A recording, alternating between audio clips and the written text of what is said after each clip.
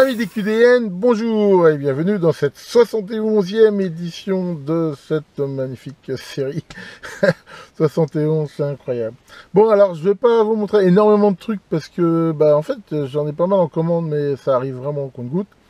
Donc, je vais vous montrer différents trucs que j'ai achetés ces derniers temps. C'est vrai que le dernier QDN complet, c'était déjà il y a plus d'un mois, donc... je vais quand même vous montrer tout ça, donc dans un ordre comme d'habitude complètement aléatoire, comme ça vient. J'ai acheté ces trucs tout faits. Alors c'est vrai que j'ai tout l'équipement possible pour pouvoir sertir des connecteurs Dupont, mais d'un autre côté c'est long. Et c'est vrai que souvent maintenant j'en prends des comme ça. Surtout que ceux-là, les fils sont quand même pas mal, hein. Ils sont mieux que les nappes là. Toutes ces nappes là qui sont généralement très mal serties et pas terribles. Là c'est quand même beaucoup mieux. Et au pire, j'hésite pas, en soulevant délicatement la languette, on peut très facilement sortir les cosses. Voilà. Et les remettre dans d'autres systèmes. Ce qui fait qu'en fait, avec ça, quand j'ai besoin de me faire des connecteurs, ça va quand même plus vite que de les ressertir. Ils sont sortis à la machine, ceux-là, et les fils sont pas mal. Alors je vous avais déjà montré ces trucs-là. J'avais acheté, c'était des bleus dans notre QDN.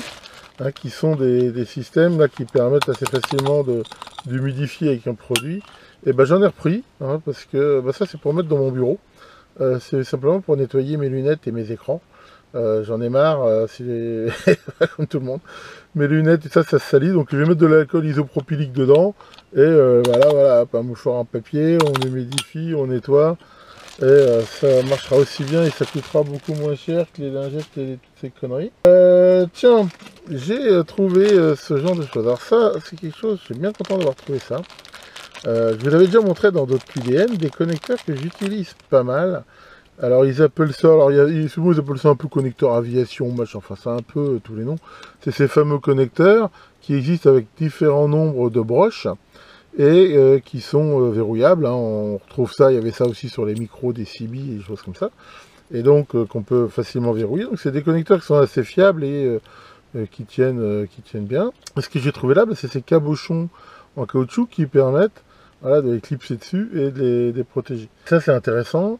D'abord parce que j'ai des trucs de machines-outils qui ont des connecteurs comme ça, ils ne sont pas toujours branchés, là ça évitera aux limailles, aux saloperies de tomber dedans. Et aussi parce que j'ai aussi utilisé des connecteurs comme ça sur des trucs qui vont dehors.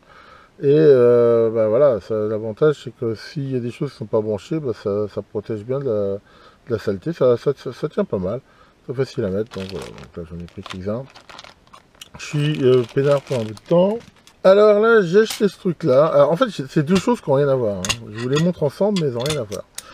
La première chose, je sais pas si c'est très facile à voir, c'est une troisième main en fait. Une troisième main, voilà, qui a cette espèce de pince qui va permettre très facilement de tenir un circuit ou quelque chose pour le souder. Et qui a aussi cette possibilité là, avec ce bras articulé, de tenir, je sais pas, un fil, un truc qu'on va mettre. Donc la plaque est assez lourde, elle est équipée de pieds antidérapants. Et ça va remplacer un peu mon étau qui n'est pas toujours pratique pour faire ça. Alors par contre, ce que je trouve un petit peu dommage et que je vais peut-être pendant mes vacances améliorer, c'est que le système ici, il se tourne pas.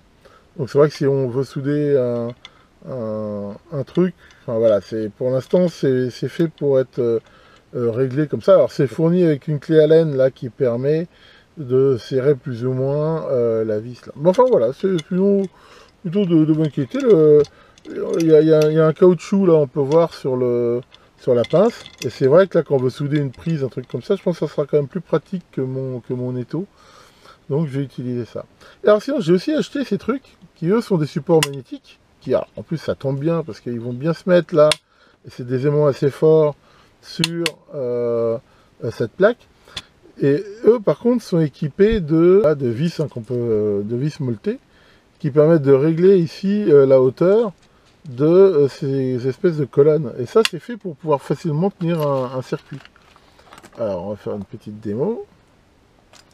Donc, par exemple, voilà, si on veut mettre ce circuit-là, toc, comme c'est magnétique, c'est très facile. Et voilà, ça va permettre de le tenir. Donc, éventuellement, on peut même l'utiliser avec ça. Enfin voilà, donc ça c'est un petit confort. pour pouvoir faire des fois des soudures ou des choses. C'est vrai que on appelle ça des troisième mains, voire quatrième. Et c'est vrai que des fois ça serait utile. Un Maurice, lui, il en a qu'une. Et déjà, il est bien pété avec ça. Enfin voilà pour ça. Alors ça, c'est quelque chose que j'aurais très bien pu fabriquer moi-même. Mais vu le prix, je veux dire, je me suis utilisé ça. Donc c'est quelque chose qui va permettre... Alors, c'est là qu'il ne faut pas se gourer au niveau de la polarité. Est-ce que ça permet d'alimenter quelque chose avec une prise 9 volts ou ça permet sur une prise 9 volts de prendre du jour? Je sais pas, j'ai pas testé. Enfin bon, après c'est facile, bon, c'est un truc qui est tout bête, hein. Mais l'avantage c'est que c'était tout fait.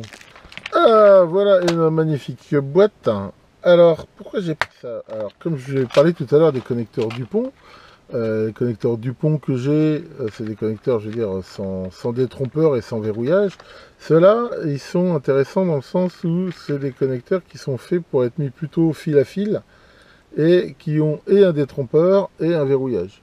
Voilà, donc démonstration, je vais essayer de mettre comme ça qu'on voit bien. Voilà, et là comme on peut le voir, alors là j'ai pas mis les cosses, hein, mais toc, ça se verrouille. Donc déjà, on peut pas se tromper de sens, hein, il y a ce détrompeur, et surtout, on voit que c'est vraiment verrouillé. Pour l'enlever, c'est très facile, il suffit d'appuyer ici et de l'enlever. Et ça, je pense que ça va des fois bien me servir. Alors il y a en 2, 3, 4 et 5 connecteurs. Et avec bien sûr, comme on peut le voir, bah, toutes les broches qui vont bien, mâles et femelles, qu'on peut aussi agencer comme on veut. Alors c'est important, hein, c'est pareil, je prie un jour de faire une vidéo là-dessus, de bien choisir quelles sont les broches mâles et femelles, dans la mesure où généralement on s'arrange pour que sur ce qu'on branche, s'il y a un côté qui par exemple est une alime, on mettra plutôt des prises femelles que des mâles, de façon à ce que si à un moment donné par erreur ça touche quelque chose, ça fasse pas de court-circuit. Enfin voilà, donc ça, ce petit kit, je pense que ça me servira pas mal. Bon, je suis tombé sur ce lot de LED orange là, qui sont bien lumineuses. J'en avais déjà utilisé pas mal pour me faire un indicateur de sorte de faux gyrophare. Et voilà, j'en ai refait. Tiens, un petit peu de mécanique. Alors ça c'est quoi? Bah, c'est des poinçons matrices, on va dire, qui sont destinés à pouvoir mettre éventuellement des rivets ou des trucs comme ça. Donc voilà, c'est de l'acier, ça a l'air pas mal au niveau de la qualité. Et toc, donc ça permet de mettre des rivets évasés. Enfin, voilà. Comme c'est, on va dire, en complément de ma presse, hein, qui me sert des fois. Donc ça existait en 3 tailles. J'ai pris les 3 tailles. On va dire c'est toujours pour améliorer mon équipement. Alors j'ai pris ce moteur. Et alors pourquoi j'ai pris ce moteur? Ben, je l'ai pris en partie pour préparer une vidéo. Si on regarde bien, c'est un moteur électrique qui est monté probablement à l'intérieur avec une vis sans fin et un engrenage qui pilote cet axe ici qui est fileté, a priori c'est du M8 je crois. Donc voilà, c'est fait pour tourner à 150 rotations minutes alimentées en 12 volts. Pourquoi j'ai pris ça? J'ai pris ça parce que je vous avais montré mon plateau tournant que j'avais fait à un Arduino. Mais j'ai prévu, je sais pas quand, mais bientôt, de faire une vidéo sur les ponts en H. Je voudrais en refaire un autre, un plateau, mais un petit peu différent, qui lui sera pas, on va dire, piloté par Arduino, ça sera purement logique si on veut. Et voilà, ça me servira à la fois d'exemple de ma vidéo et pour me refaire ce truc-là. J'ai aussi trouvé ce truc. Alors, je vous avais déjà montré dans d'autres QDM, ces petits, voyants ronds, qui non seulement montrait la présence du secteur, mais en même temps on montrait la tension. Et alors là, maintenant ils font encore plus fort. Alors maintenant il est plus rond, il est carré. Et non seulement il affiche la tension, mais en même temps le courant consommé.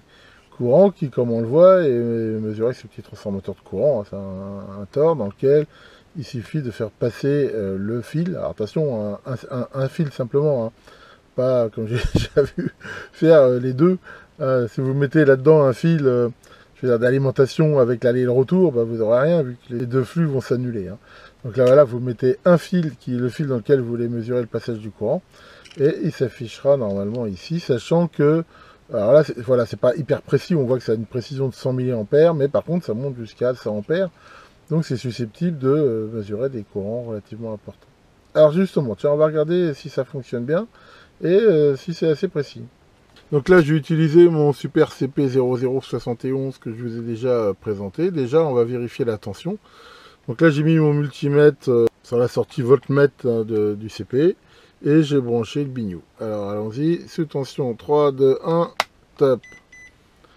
Donc là, ça fonctionne. Alors, on voit que le petit truc nous affiche 234 et le voltmètre 236.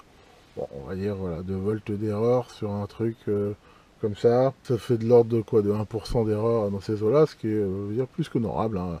De toute façon, le but de ces trucs-là, c'est pas non plus de faire de la mesure précise. Donc, ça marche plutôt bien. L'affichage est très lisible. Donc, bon, voilà. Maintenant, on va regarder ce que ça donne pour mesurer le courant. Donc, j'ai mis mon unité ici en ampèremètre. Et je vais mettre comme charge une ampoule électrique. Alors, on met en route le bignou. Donc, la tension s'affiche correctement. Et maintenant, que la lumière soit.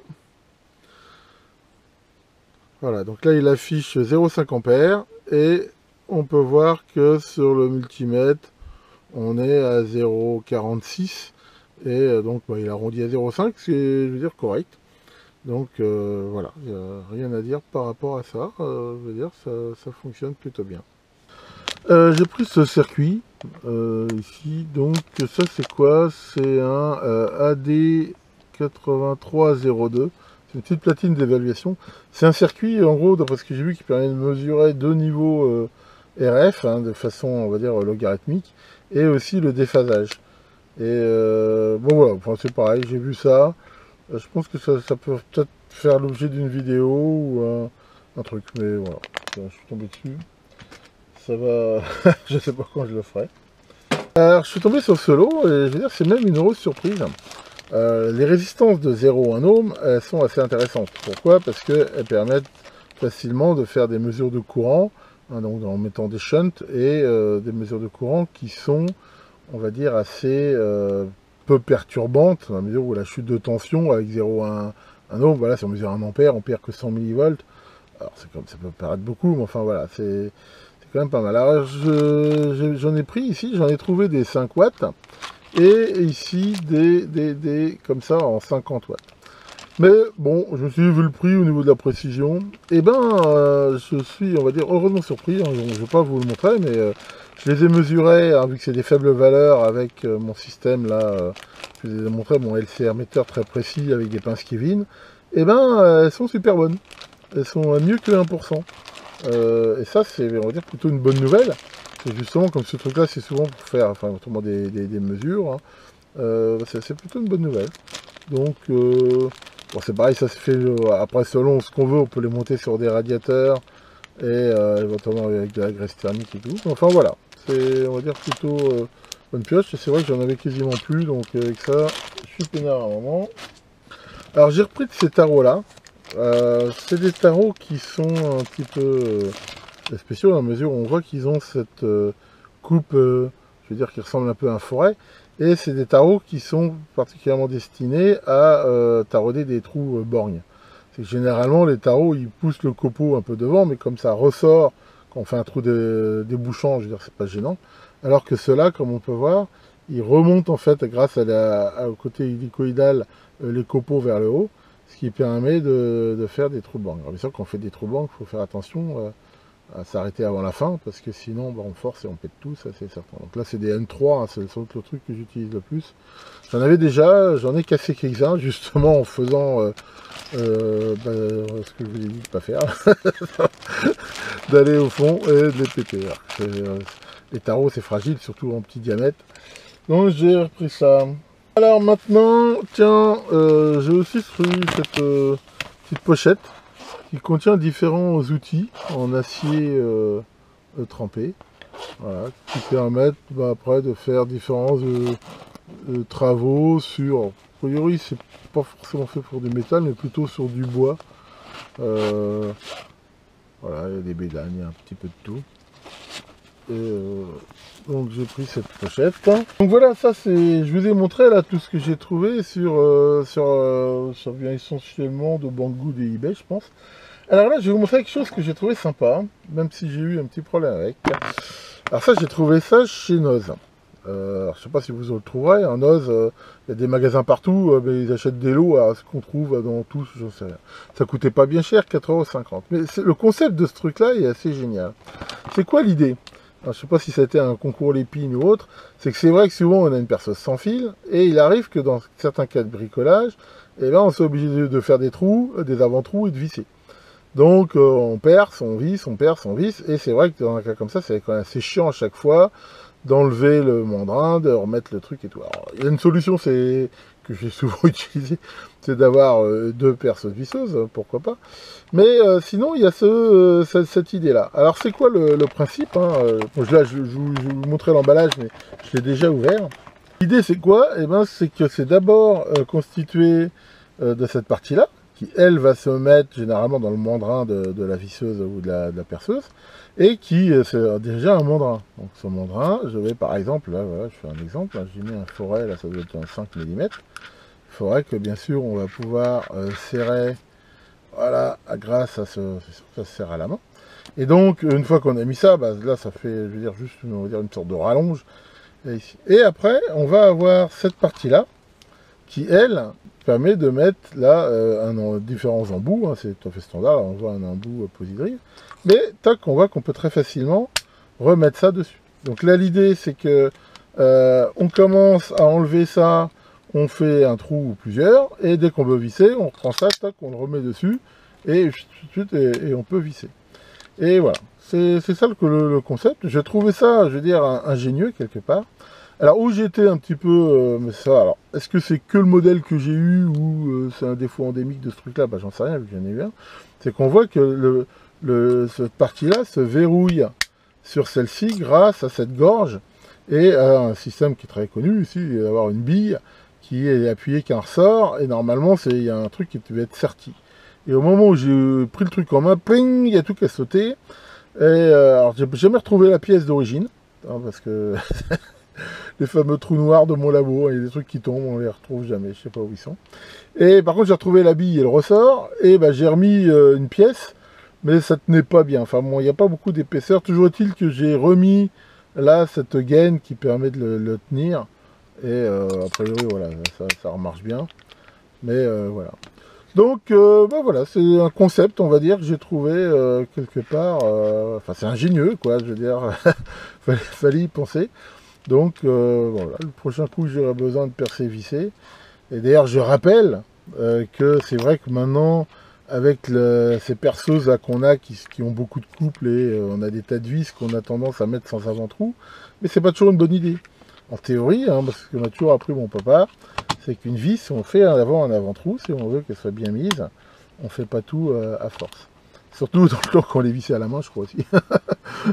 C'est vrai que maintenant, dans la mesure où on a des perceuses visseuses qui ont du couple, on a tendance à pas le faire. Mais si par exemple vous voulez mettre typiquement des tire-fonds, c'est pas une bonne idée de mettre un tire-fond par exemple directement comme ça sans faire d'avant-trou, ça va tout exploser. Généralement, il faut faire un avant-trou. Donc là, pour mettre des petits tire-fonds, par exemple, ça sera idéal.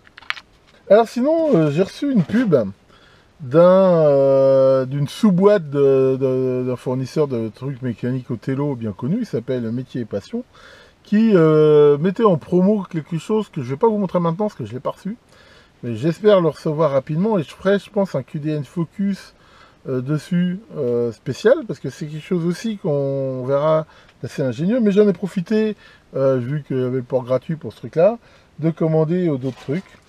Donc là, c'est pareil, j'ai justement repris des forêts. Là, il y avait toute la série 2, 5, enfin tout ce que j'utilise habituellement, hein, 3 et ainsi de suite, qui sont des forêts comme ça, avec des embouts hexagonaux. Et ça, c'est pareil, j'en utilise pas mal, j'en ai déjà, ça m'arrive d'en casser. Donc là, j'ai repris tout ça. Et j'ai aussi pris ce truc-là qui est pas mal. C'est quoi? C'est une boîte, on va dire, distributrice de rouleaux d'abrasif en différents grains. Voilà. Hein, un grain assez gros au plus fin. Et ça, bah, ça permet quand on a besoin comme ça d'un bout de papier de verre, et ben on le déroule, on coupe la partie, enfin la longueur qu'on a besoin. C'est sur de la toile, hein, c'est plutôt pas mal. Ça, bien sûr, bah, j'utilise comme beaucoup pas mal d'abrasifs. Je pense que ça va être assez pratique plutôt qu'à chaque fois avoir besoin de couper des trucs. Donc voilà ce que j'ai trouvé. Et ben voilà pour ce QDN. Puis finalement, bah, je vois que ça fait une vidéo finalement assez longue. Je pensais qu'il n'y avait pas grand chose à montrer, mais bon, dans un sens, c'est peut-être aussi été bavard. Donc bah voilà pour ça. Et puis tiens, Maurice, ça va? Maurice, tu voudrais me poser une question? Oui, c'est quoi ta question?